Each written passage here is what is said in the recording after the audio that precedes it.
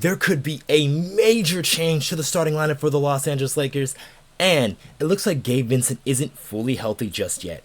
What's good, y'all, and welcome to another Lakers Digest video. I'm your host, Okechi Apakama, and before we get into everything of today's video, guys, I want to bring your attention to something. There is 94% of you guys who recently watched our videos who are not subscribed to the channel just yet. If you guys want more of that Laker news, Laker coverage, game recaps, trade rumors, just every and all things LA Lakers, you guys want to come right here to Lakers Digest to make it your home for all of it, guys. And we are pushing towards our 1,000 subscriber count goal, and if we can get there before the end of the year, guys, we'll be greatly appreciated. Now, with that out of the way, guys, let's hop straight into the contents of today's video, guys, and it is a big one, as there's a major change coming to the starting lineup, potentially. So there's been speculation about Darvin Ham's rotations and about what players playing well and like what players getting what type of minutes, and so all of this has kind of culminated into like speculation as if there's going to be a possible lineup change. And it looks like we may have gotten some information on that as LA Times own Dan Wolke, who is a beat reporter for the Los Angeles Lakers, he said that he was hearing that there was some speculation about that, and then indeed they're going to find out later in the shoot-around against in Oklahoma City later today, and then the change would be D'Angelo Russell out and then Jared Vanderbilt in. So with this kind of news, this is massive news for the Los Angeles Lakers, as this immensely changes just the way how the Lakers look, as D'Angelo Russell, who is more of an offensive-oriented player, very good passer, very good shooter, and then you have Jared Vanderbilt, who is just a defensive specialist, as a guy who can get after it, guard multiple positions, and do a lot of things for you on the defensive end. So this is a major switch up, and this has a lot of implications up and down the roster for the Los Angeles Lakers. And I'm just here to get into it, as it's mostly just been started from D'Angelo Russell, who has had a very poor December here, as he's only been averaging about 10.1 points per game, about 5.7 assists per game, and 2.6 rebounds a game on very low 30 shooting from twos, and then high 20s from the three-point line.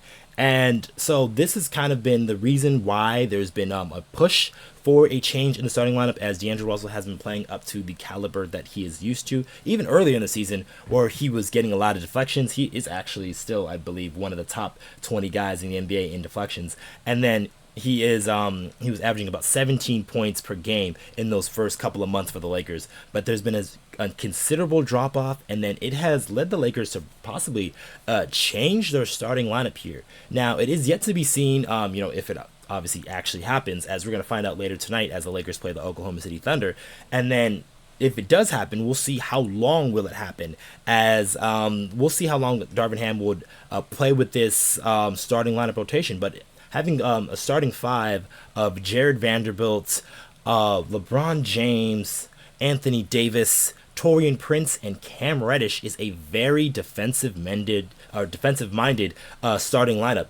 And having all of those guys in those positions really it puts LeBron back at the point guard position, which he hasn't played full time for the Lakers since that championship season, where he was the starting point guard on that team. So this really shifts the way how the Lakers play. It's more of a defensive unit to start games, and then that can really reverberate things throughout. But then I'm more interested in just like how the minutes are truly dispersed throughout the Lakers, as when you have guys like D'Angelo Russell and Austin Reaves coming off the bench, who's the guy that gets more minutes there? And then also with the other guys along the roster, so like where does guys like Rui Hachimura fit into this, or where does guys like Jackson Hayes or Christian Wood fit into any of this? Because the Lakers just recently, like, they went with the lineup with no bigs, or playing guys like Hachimura and Vanderbilt at the 4-5 position when Anthony Davis is not on the floor. So this has a lot of implications, just like how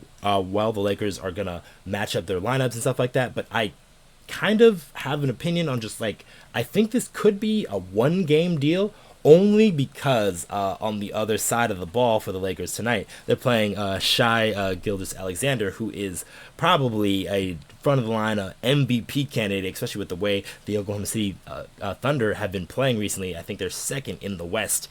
And so Jared Vanderbilt is a guy who has been proven in the past to guard a high level wing as Shai Gilgeous-Alexander or point guard, but having him on Shai Gilgeous-Alexander really can help neutralize him and can really just help the Lakers, get some stops defensively and hopefully get some runouts. So that's, I believe, the plan here.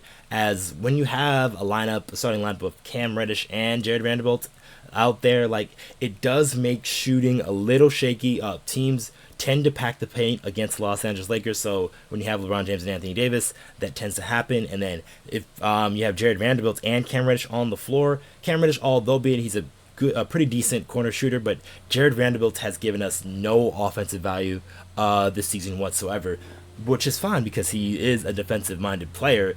But I just do wonder how all of this is going to work, especially on the offensive end where the Lakers have struggled the most. So going with the more defensive-minded group to start games really just makes things a lot more interesting. And then it also, moving D'Angelo Russell to the bench also makes that bench group more offensive-minded, as well as when you have Austin Reaves and D'Angelo Russell coming off the bench there along with Rui Hachimura, who can get a couple of buckets as well. So we'll see how this plays out for the Los Angeles Lakers, but this is very major news if this comes to fruition. But there is one more thing that I wanted to get to, as Gabe Vincent looks like he's out for another game.